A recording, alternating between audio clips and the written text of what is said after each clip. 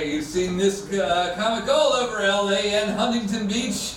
She's also performs at the Hollywood Improv. So please put your hands together for Jessica Olney.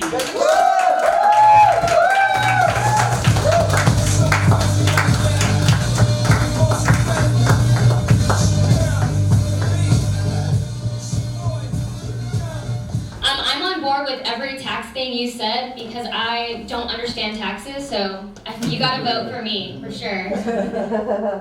Oh man, I recently got dumped, going through a breakup right now. Well, it was 3 years ago, but time's not real, so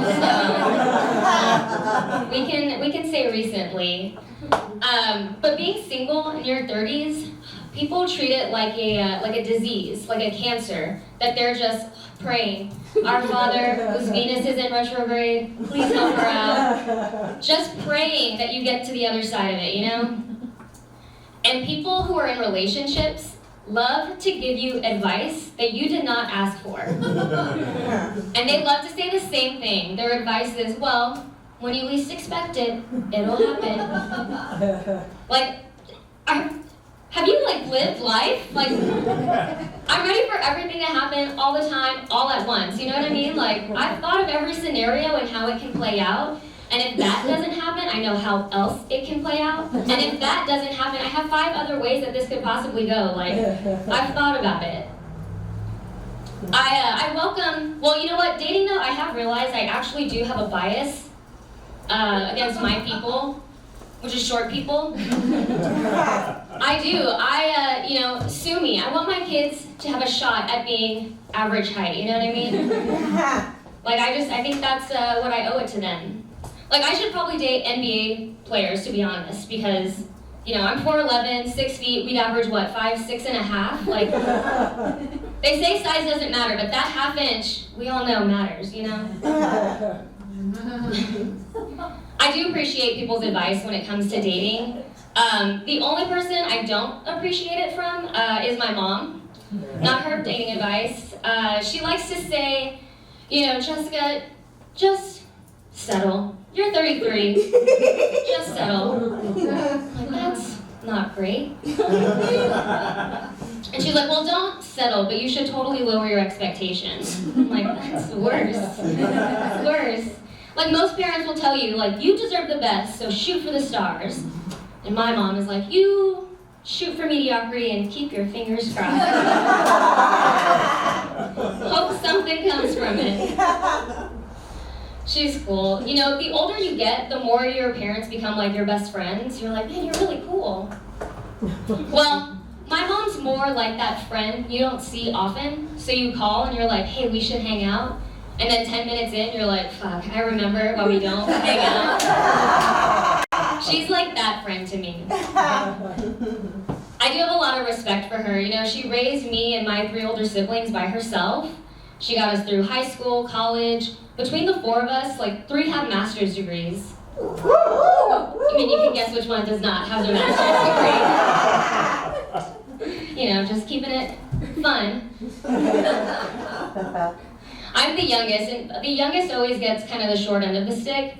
By the time I came around, my mom was like, just exist, honestly. The other 3 have got it covered. You're good. You're good. It's fun being the youngest. I don't know if anybody else is the youngest here. Yeah. It's really fun when you can pinpoint exactly where your childhood trauma comes from. And give it a name too, Keith, Andy, Yvette, just everything like that. No, they're fun. They like to affectionately describe me to people as someone who charts her own path. Which is a really nice way to say, she's a loose cannon and no one knows what's happening next. And that's fair, I don't know either. Honestly, it'll be a surprise to everybody involved how this all ends up. Recently I've started to play a game. It's called, What Was My Mom Doing When She Was My Age? Because it's fun. And when she was 33, she had a husband, a house, 2 kids, and a career. Wow. Which is impressive. Me, no husband, no house, I'm unemployed, and I gave myself a black eye the other day by dropping my phone on my face. Like, she was managing humans and a household, and I managed to set my jacket on fire at the bar the other day. Like, I guess that's me just charting my own path, you know? Life is funny. I am in therapy. I do go to therapy. And my therapist is about my age, so it's real easy to open up to her. I like her. I just think she forgets she's getting paid to do a job when we talk. Like, it ends up being just two girlfriends shooting the shit after a while, you know?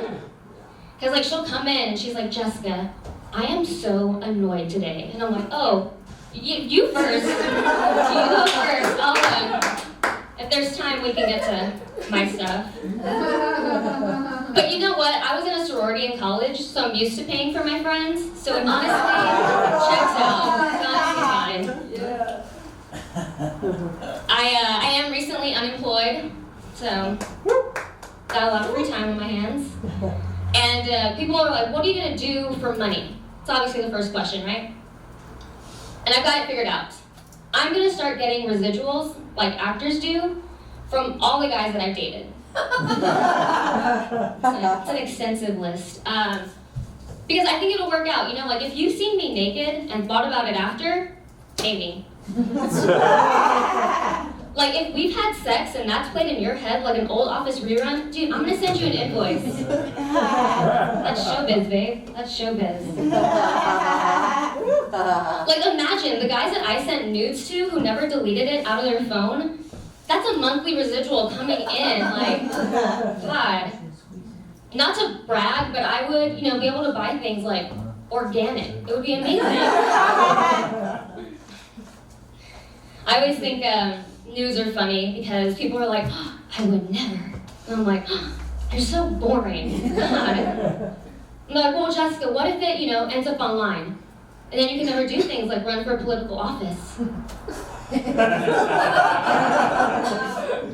Hey, babe, I've got an arrest record and like a punch card to Planned Parenthood, dude. That's not the thing that's gonna keep me down, I promise. Or they'll say like, well, what if they, you know, take it and they show other people and they pass it around? Okay, I'm single and I'm unemployed. Like, consider it a business card. Like, your girl's open for work, okay? Thanks. All right, I'm Jessica Lenny. Thank you.